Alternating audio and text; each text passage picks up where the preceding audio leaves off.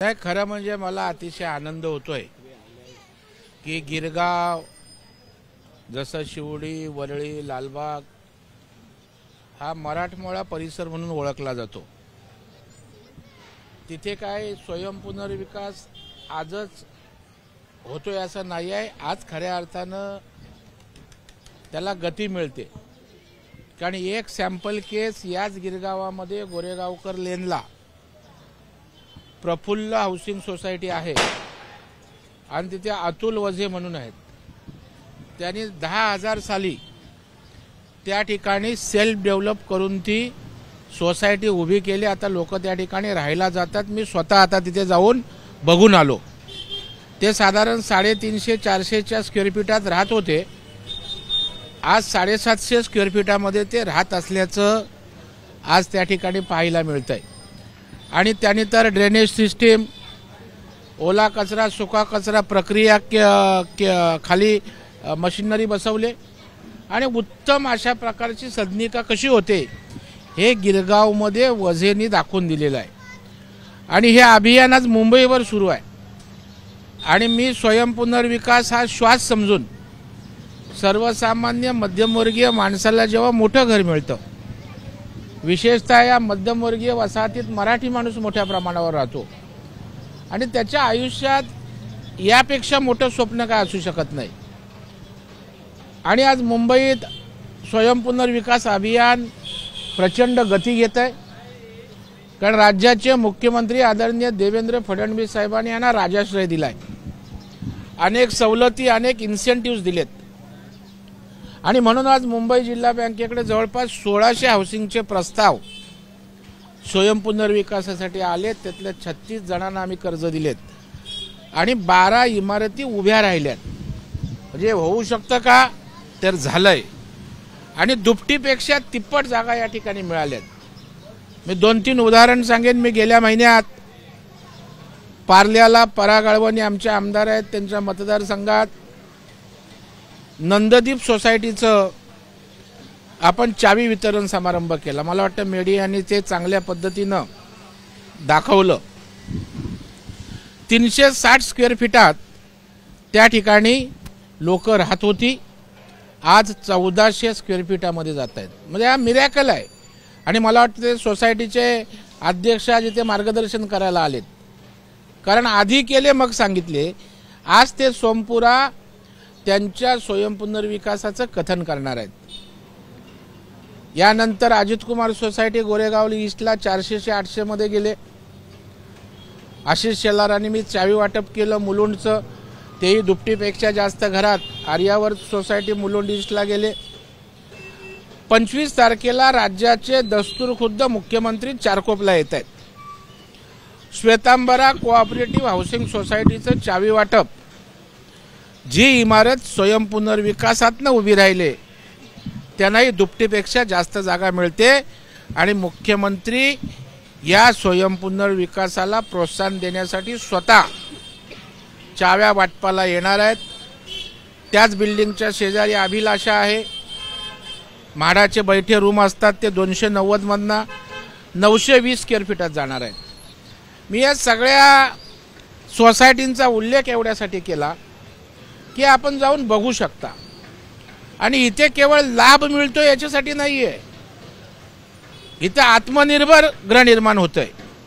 तुम्ही कोणावर निर्भर नाहीये, तुमच्या स्वाभिमानाचा प्रश्न आहे। बिल्डरच्या दरवाज्यात जाऊन लाचारासारखं त्याच्या टेबलावर बसायचं, स्टूलावर बसायचं।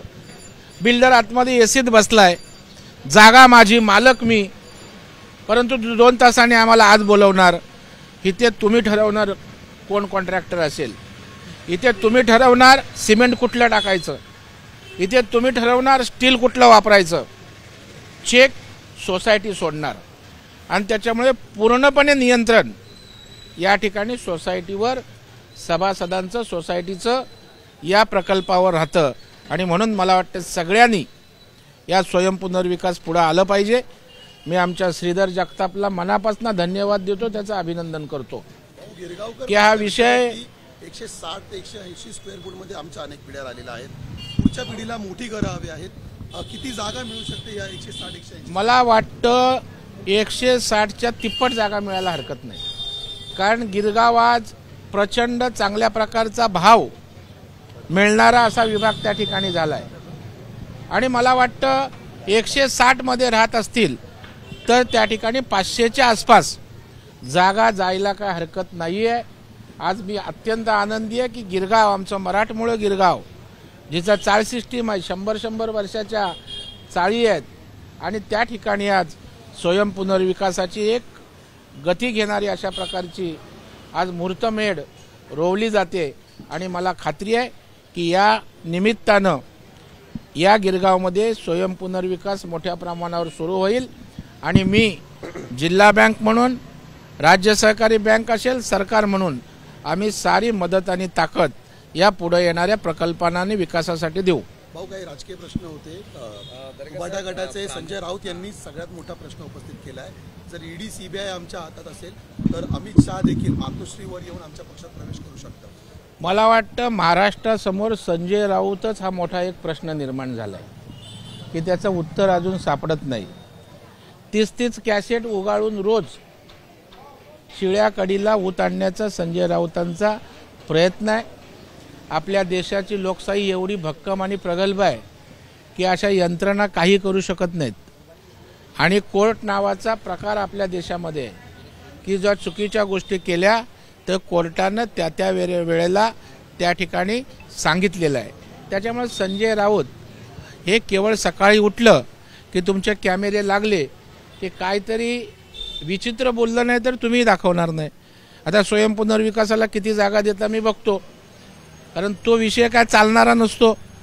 खरं म्हणजे गरिबाच्या जीवन मरणाचा विषय आहे, पण आपल्याला संजय राऊतने काय शिव्या दिल्या हे महत्त्वाचं वाटतं. हा फरक पण आपण समजून घेतला पाहिजे. तुम्ही ज्या दिवशी दाखवायचं बंद व्हाल संजय राऊतला, त्या दिवशी संजय राऊत अशा प्रकारची बाष्पळ बडबड करणार नाही. ऑपरेशन होत आहेत, सत्ता नसतील तर यांचे सर्व ऑपरेशन बंद होतील आणि दुकानं सुद्धा बंद होतील असं सुद्धा म्हणतात. मला वाटतं प्रश्न हा ऑपरेशनचा नाही, प्रश्न विश्वासार्हतेचा आहे. आमची सत्ता नव्हती, राज्याचे विरोधी पक्ष नेते देवेंद्र फडणवीस साहेब होते. एकही आमदार तुम्ही घेऊ शकला नाहीत, एक नगरसेवक घेऊ शकला नाहीत, आमचा एक साधा बूथ अध्यक्ष तुम्ही घेऊ शकला नाहीत. याचा कारण आमच्या पक्ष नेतृत्वावर, आमच्या कार्यकर्त्यांचा, नेत्यांचा विश्वास होता. तुम्ही आता आत्मविश्वास नेतृत्वानं हरवलाय. तुमच्यात लढायची हिंमत राहिलेली नाही. तुम्ही शस्त्र टाकलेली आहात, त्याच्यामुळे आज लोक इकडे तिकडे जात आहेत. तुमचे कडवट निष्ठावंत सैनिक का जात आहेत याचं आत्मपरीक्षण करायचं राहिलं बाजूला. दुसऱ्याला शिव्या देण्यात काय अर्थ आहे? आता राजन साळवी सारखा बाळासाहेबांचा कडवट सैनिक जेव्हा जातो तेव्हा आत्मपरीक्षण करायचं की शिव्या देत बसायचं? भास्कर राऊत सुद्धा, भास्कर जाधव आज तुम्हाला त्या ठिकाणी सांगतोय. मला वाटतं अजूनही वेळ गेलेली नाही. त्यांनी त्या ठिकाणी दुरुस्त व्हावं आणि उरली सुरली उबाटा त्या ठिकाणी भक्कम करण्याचा प्रयत्न करावा. केवळ अशा प्रकारची उणीधुणी टोमणे टीका करत बसलात, उरलं सुरलं अस्तित्व संपून जाईल. सर, भास्कर जाधव यांचे बंधू बाळाशेठ जाधव हे सुद्धा शिवसेनेत प्रवेश करणार आहेत 500 कार्यकर्त्यांसोबत. किरण सामंत यांच्या बैठकीत मला वाटतं भास्कर जाधवांचे बंधू प्रवेश करतायत, याचा अर्थ पुढे काय होणार आहे याचं सूचिन्हच मला वाटतं शिंदे साहेबांच्या दृष्टीनं दिसतंय. धस आणि बीडमध्ये जर आपण पाहिलं तर सुरेश धस आणि मुंडे यांची झालेली भेट यावरनं राजकारण आपल्याला पाहायला मिळते. कुठेतरी षडयंत्र रचलं हे सर्व मुख्यमंत्र्यांच्या कानावर घालणार आहे आणि कुठेतरी या विषयाला बगल देण्याचा प्रयत्न होत असल्याचं देखील धस यांनी म्हटलेलं आहे. कसं पाहता या विषय? मला वाटतं सुरेश धस हा अत्यंत पारदर्शी अशा प्रकारचा कार्यकर्ता नेता आहे. पोटात एक ओटात एक असं मानणारा नेता नाही. आणि म्हणून भेटल्यावर भेटीची कबुली दिली. कबुली दिल्यावर मी माझा विषय सोडणार नाही हेही त्यांनी सांगितलं. जर त्यांनी विषय सोडला, गप्प बसला तर त्या ठिकाणी त्यांच्यावर टीकेला वाव उरतो. प्रदेशाध्यक्षांनी बोलवल्यावर जाणं हे त्या ठिकाणी कर्तव्य आहे, तो पक्षशिस्तीचा भाग आहे, म्हणून ते त्या ठिकाणी गेले. परंतु त्यांच्या विषयाशी, गुन्हेगारी या विषयावर त्यांनी जो आवाज उठवायला घेतलाय त्याच्याशी कुठल्याही परिस्थितीत तडजोड करतील असं मला वाटत नाही. नाराजी व्यक्त केलेली आहे. धसांनी कारण ज्या मुंडेंवरती आरोप होत आहेत त्यांचीच भेट घेतल्यामुळे. नाही, मला वाटतं हे बघा, प्रत्येकजण आपल्या परीनं प्रत्येक गोष्टीचं राजकारण त्या ठिकाणी करत असतो, परंतु यावर सुरेश धस यांनी अत्यंत स्पष्टपणे रिॲक्शन दिलेली आहे आणि त्याच्यामुळं त्यांच्या 8-10 दिवसाच्या मोमेंट आपण त्या ठिकाणी तपासा ना, आणि जर तुम्हाला त्यांची भूमिका संशयाची वाटली तर तुम्ही धसांना दोषी धरू शकता ना, परंतु त्या गुन्हेगारीचं समूळ उच्चाटन करण्यासाठी धस सज्ज झालेत आणि त्यात ते अजिबात तडजोड करणार नाहीत. नवी दिल्लीतील गंभीर घटना आहे. काल मध्यरात्रीची चेंगराचेंगरी झालेली आहे. 18 लोकांचा मृत्यू झालेला आहे चेंगराचेंगरीमध्ये. प्रयागराजला जे जात होते रेल्वे स्थानकावर, मात्र संजय राऊत असा दावा करतात की हा सरकारी आकडा खोटा आहे. तब्बल 120 लोकांचा मृत्यू झाल्याचा दावा ते करतात. संजय राऊतांनी 120 लोकांची नावं त्या ठिकाणी सांगावी. मला वाटतं मेलेल्या टाळूवरचं लोणी खाणारी हे अवलादी आहेत. लोक त्या ठिकाणी गेलेत, त्याचं दुःख आपल्या सगळ्यांना आहे. काही त्या ठिकाणी गर्दी जास्त होते, झालेल्या घटना दुर्दैवी आहेत. प्रयागराजला अनेक व्यवस्था सुस्थितीत तिथल्या प्रशासनानं केलेल्या आहेत, परंतु मला वाटतं देव, देश आणि धर्म हे सगळं त्या ठिकाणी बासनात गुंडाळलेलं संजय राऊत आणि त्यांचं नेतृत्व असल्यामुळे ते अशाही गोष्टीचं राजकारण करतात, हे दुर्दैवी आहे. साहेब, सध्या मुंबईत बस. न्यू इंडिया कोऑपरेटिव्ह बँकेचा जो गैरव्यवहार झालेला आहे, यावरनं आता आम आदमी पक्षाकडनं भाजपवरती निशाणा साधलाय की या सगळ्या कोऑपरेटिव्ह बँकांमध्ये राजकीय नेते आणि विशेषतः भाजपच्या नेत्यांचा जास्त हात असल्याचा आणि त्यामुळे कुठेतरी या घटना, मला वाटतं अत्यंत मूर्खपणाचं, कुठली माहिती न घेता केलेलं वक्तव्य आहे. कोऑपरेटिव्ह बँकांमध्ये त्या ठिकाणी भारतीय जनता पार्टीच्या हाताच्या बोटावर मोजणाऱ्या बँका असतील, 5% पण नसतील. त्यामुळं काँग्रेस, राष्ट्रवादी आणि बाकीच्या सगळ्या लोकांच्या बँका आहेत, परंतु भाजपशिवाय यांना काय सकाळ दुपार संध्याकाळ दिसत नाही. ज्या ज्या भारतीय जनता पार्टीच्या नेतृत्वाखाली बँका आहेत त्या उत्तम पद्धतीनं चालल्या आहेत, हे मी अत्यंत दाव्यानिशी सांगतो. ती बँक जॉर्ज फर्नांडिस, जनता दल यांच्या नेत्यांनी एकत्रित येऊन काढलेली आहे. तथापि आपण अशी गोष्ट झाल्यावर लगेच संस्थापकांना किंवा ज्या लोकांनी मोठ्या उद्देशानं कामगारांसाठी, रिक्षा ड्रायव्हर, टॅक्सीवाल्यांसाठी बँक काढली, त्यांचा उद्देश भविष्यात असं काय होईला नव्हता. त्यांचा उद्देश प्रामाणिक होता. त्यामुळं अशा प्रकारचं वक्तव्य करणं, ज्यांनी स्वतः कुठलं मंडळ चालवलं नाही, एखादी पतपेढी चालवली नाही, ते अशा गोष्टी बोलणार.